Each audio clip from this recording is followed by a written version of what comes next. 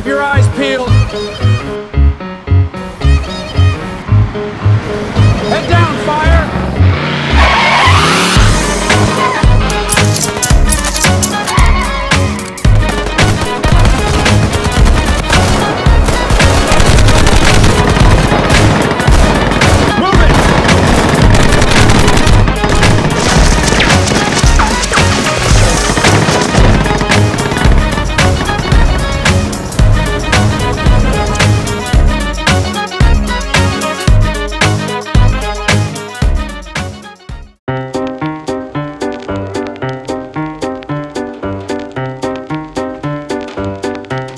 Once the Great Depression set in, the morality of the city collapsed completely.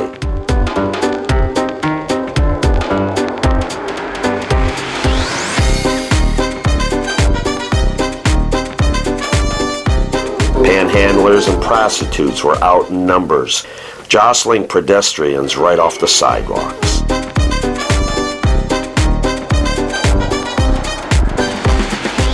Many of the nightclubs in the downtown area treated the sales of alcohol as if prohibition was not in effect.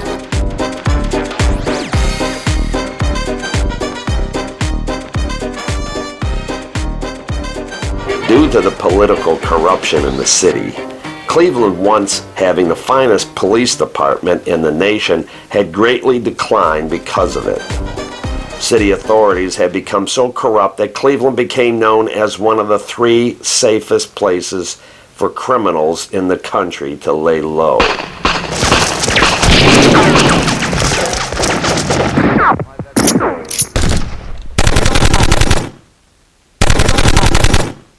The city became a gateway for America's most dangerous criminals, such as Pretty Boy Floyd and the Ma Barker gang. Illegal stills were operating in garages and abandoned buildings throughout the city. One group of bootleggers removed the floors of a building in the flats just to make room for their 4-story high still.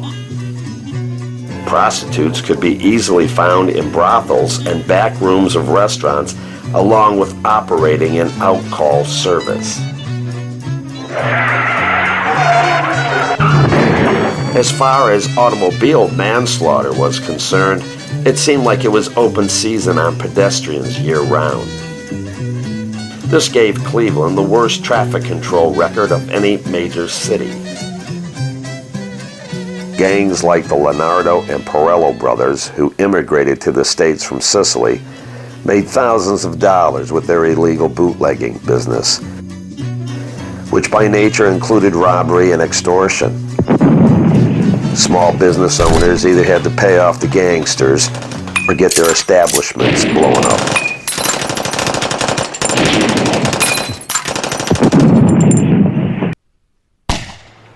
Gang slayings and bombings were done in public with plenty of eyewitnesses for maximum effect. Men who did not pay their debts were beaten badly or killed. Bookie joints and betting parlors became as popular as restaurants.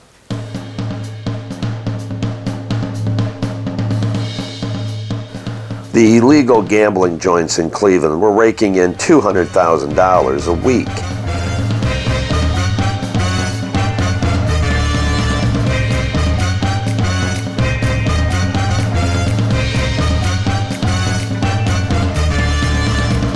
These Cleveland gambling joints were the forerunner of the Las Vegas-style casinos. Small independent gambling joints throughout the Cuyahoga County operated freely without fear of being harassed by authorities. The more sophisticated casinos offered food, drinks, and professional entertainers along with a taxi service. The larger gambling joints were able to afford to pay off police and district attorneys to look the other way. Funny guys, we like our loans paid. Other corrupt city officials not only provided security for the gangsters' clubs, but owned some themselves. The main underground gambling joints in Greater Cleveland were the Mounds Club in Lake County, the Thompson Club, which was owned by the Mayfield Road Gang, and the Harvard Club in Newburgh Heights.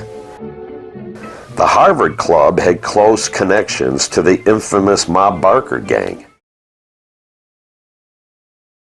Every major gangsters of the Midwest to the East Coast had some kind of connections to these Cleveland mobsters. It was even decided by the Mafia top leaders to have America's first La Cosa Nostra summit in downtown Cleveland in 1928. Top leaders from around the United States poured into Cleveland to attend the meeting, which was held at the Statler Hotel.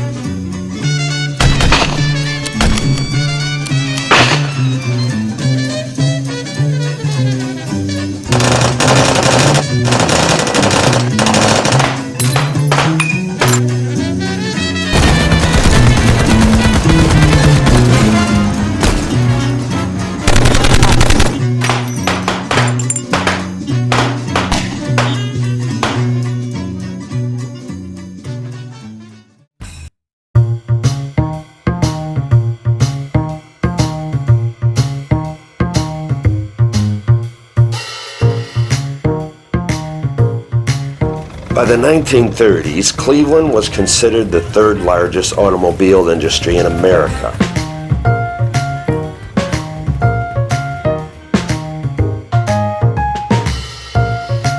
At 60 feet below street level, the Cleveland Industrial Valley was considered the heart of the city, with its productive steel and iron factories producing day and night.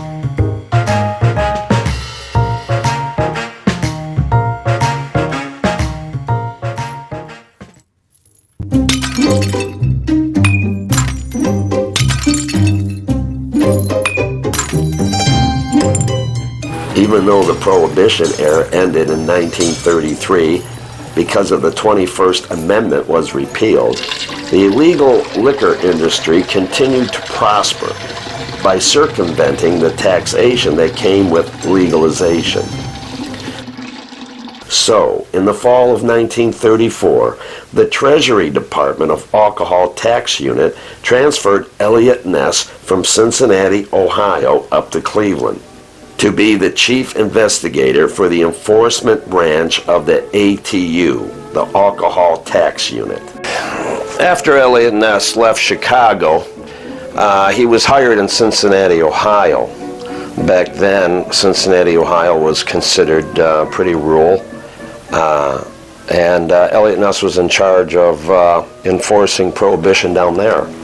And there was a lot of good old boys in the woods making moonshine, and according to Eliot Ness, they were crazier than any gangsters in Chicago that he's come across. So when he was eventually offered a job in Cleveland by the mayor of Cleveland, he was more than ready to go north.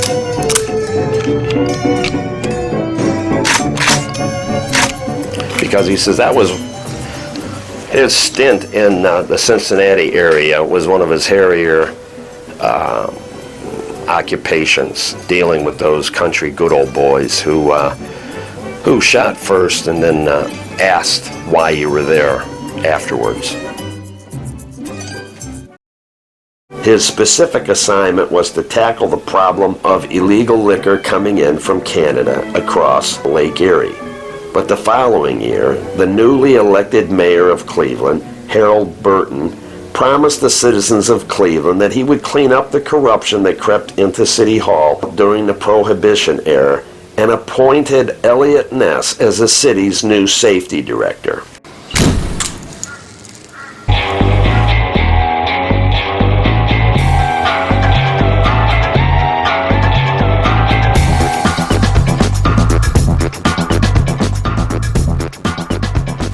Cleveland Police Department and the city's underworld stirred nervously upon hearing about the new Fire and Police Department Safety Director and his reputation. Clevelanders were desperately looking for a hero to battle the bad guys and take back the city.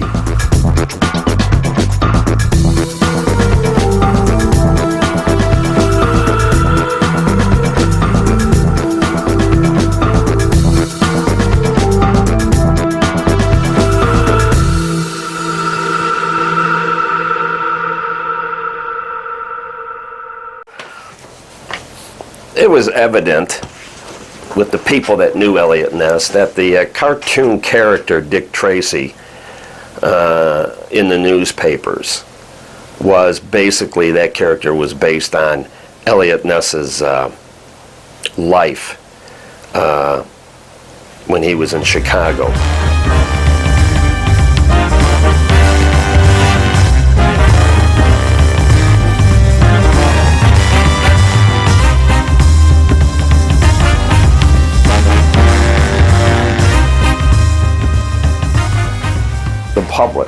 Most of the public probably related the two also, especially in Cleveland. Eliot Ness believed that the money that illegal gambling brings in helps lawbreakers grow in power by bribing public officials, which makes the city a more desirable place for lawbreakers. Your opinion doesn't overweigh the evidence. Eliot Ness's main order of business was to purge out the corrupt police officers from inside the police department. After forming his own band of detectives, similar to the unit he formed in Chicago called the Untouchables, Eliot Ness was able to purge corrupt officers from the Cleveland Police Department. Within the first month as safety director, Ness fired 2 veteran police officers and transferred 28 lieutenants and half of the police sergeants, along with 400 patrolmen. One of the famous criminals, Alvin Karpis, was hiding out in a gambling joint. And before Eliot Ness and other police officers arrived there, they were tipped off by the Cleveland prosecutor.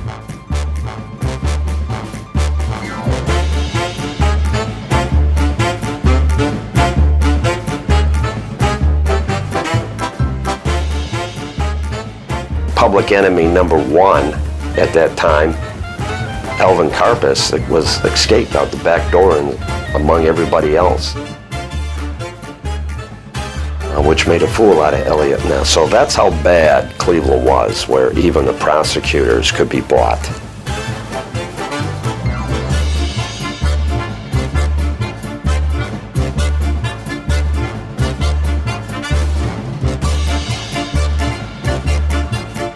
After shaking up the city's police department, Eliot Ness set his sights on the Cleveland racketeering and the illegal practices by the labor union officials.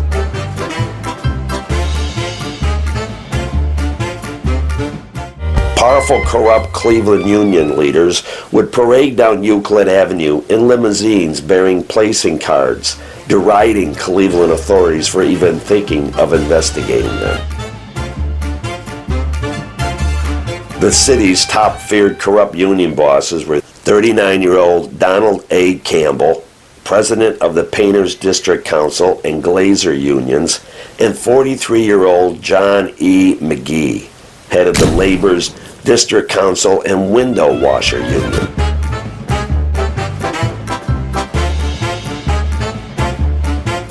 These union gangsters rained terror on businessmen, forcing them to pay shakedown fees and acquire workers or get their establishments blown up with dynamite. Ness was able to gather evidence and witnesses to put them all away.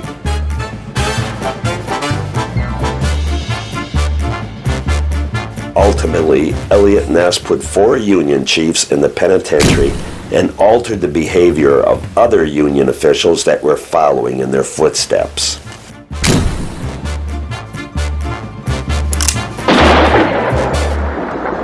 Eliot Ness didn't carry a gun. Very rarely was he seen packing, because his attitude was the person he's approaching is less likely to pull his gun and shoot if he saw that he was not armed.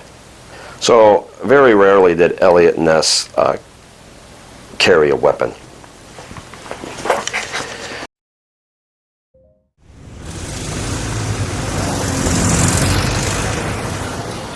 It was decided in 1936 that Cleveland would host the National Republican Convention at the magnificent Municipal Auditorium.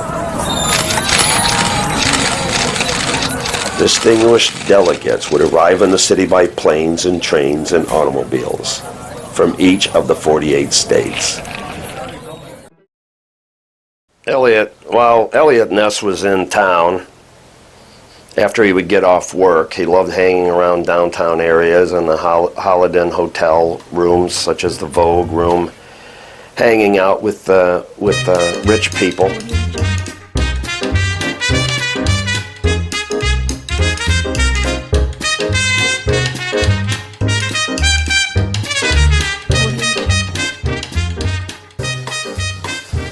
While his wife, back in Bay Village, was by herself every night, living nervously because of all the threats that came in against Eliot Ness, her husband, which she took very seriously. There was one incident when Eliot Ness was on the highway, was on the freeway actually, and I guess a car pulled up and took a couple of pock shots at him. And ever since then, he got bodyguards to follow him around after that incident.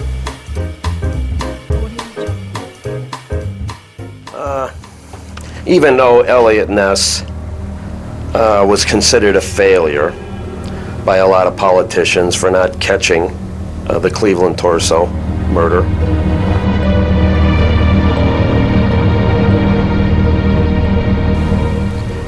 even though Eliot Ness was more interested, and he was hired to clean up, to investigate the police and the crooked politicians. That's what he was assigned to do. And these torso murders was like a monkey wrench thrown in. He did leave a reputation of bringing down the traffic slaughter in Cleveland at that time. In 1938, the Saftey Director modernized police response by replacing the old call box with motorized fleet dispatch with two-way radios. He did run for mayor of Cleveland, but lost. Part of the reason was because of, the other politicians broadcasting of his failures, such as the, not catching the Kingsbury Run killer in Cleveland. Plus, by the time Eliot Ness ran for mayor, he was already forgotten about. Because Eliot Ness did not become famous until that show came out called The Untouchables, about his exploits in Chicago against Al Capone during the Prohibition.